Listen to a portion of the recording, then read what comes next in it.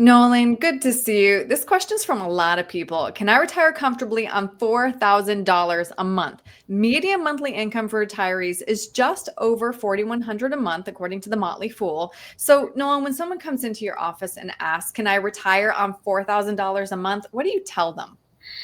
Well, the first thing I tell them, or maybe the first thing I ask them is, well, show me your budget. Like, I would Yeah. love to see where the 4,000 comes from. That's a very common number I hear, and a lot of Yeah. people do fall within that number. So Mhm. there's a lot of different things that go towards that. We'll get into some of those today, and maybe some things that people don't include in that they maybe should. Mhm. But yeah, if somebody says, is 4,000 enough to retire on, we have to ask, well, what's your budget? What do you Yeah. spend? What have you been spending? And is it going to change? Right. We've got to dig in. So, part of that, I want to throw one more stat at you. According to Michael Ryan Money, about 16% of retirees fall into a $4,000 to $7,000 a month spending range.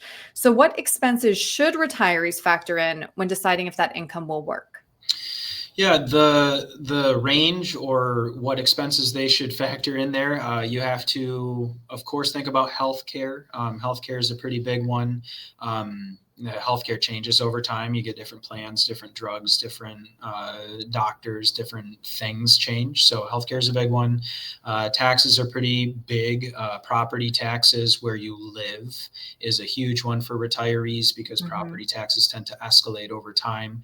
Some retirees like to move to warmer climates, and a lot of times at warmer climates, you end up with unexpected higher property taxes or even insurance costs. Hmm. So these are all things that need to be factored into whatever that monthly budget is. And Hmm. if it's the $4,000 or whatever, it needs to be appropriate with where you live. So Hmm. if you live in a place where people are spending, or maybe it's required monthly to subscribe to where you live, if it's a community, it needs to be included. Hmm. So, now that we've talked about expenses, let's pivot to income. How do other income sources like Social Security, pensions, or investments change that picture?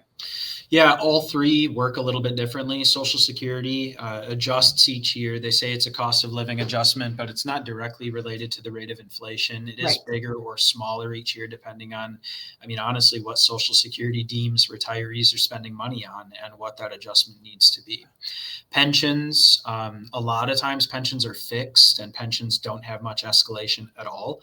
Sometimes, if you're a survivor of a pension, you might get a bump up in your benefit or something like that. But oftentimes, pensions are a fixed amount.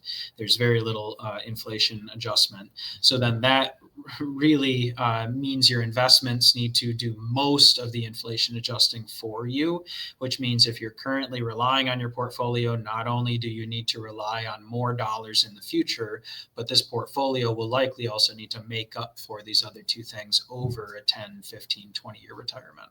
Right. And that does bring me to my last question. What role specifically do longevity and inflation play in answering this question?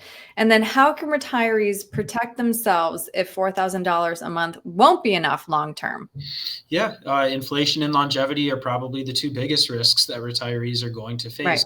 I think just cost of living adjustments and how long you live are huge risks right now. People are living pretty long. People are retiring pretty early with a good deal of money in their 401ks. So you need to figure out how to make that fixed amount of money, or hopefully growing amount of money, last longer than you do. You can Hmm. deplete it a little bit over time. If that's in the plan, you can use some of it, but you need that money to be there to take care of you. So Right. you need to make sure that the 4,000, 5, 6, 7,000 per month is sustainable, that your portfolio can sustain that rate of withdrawal, but that it's adjusted for inflation and these extra costs that we've talked about and how they're expected to go up over time. Hmm. It really is such a delicate balance between growth and protection. So, Nolan, as we talk it through, it's clear that there's no one answer, even though we all wish there could be. If somebody would like to sit down with you, crunch the numbers, and drill down into what their retirement number is, what's the best way to reach you? Thanks, Erin. They can call at 616-301-2581 to get a hold of us by phone, or cornerstone-rp.com is our website, and they can fill a contact us box at the bottom of that page. Great. Nolan, thank you. Thanks, Erin.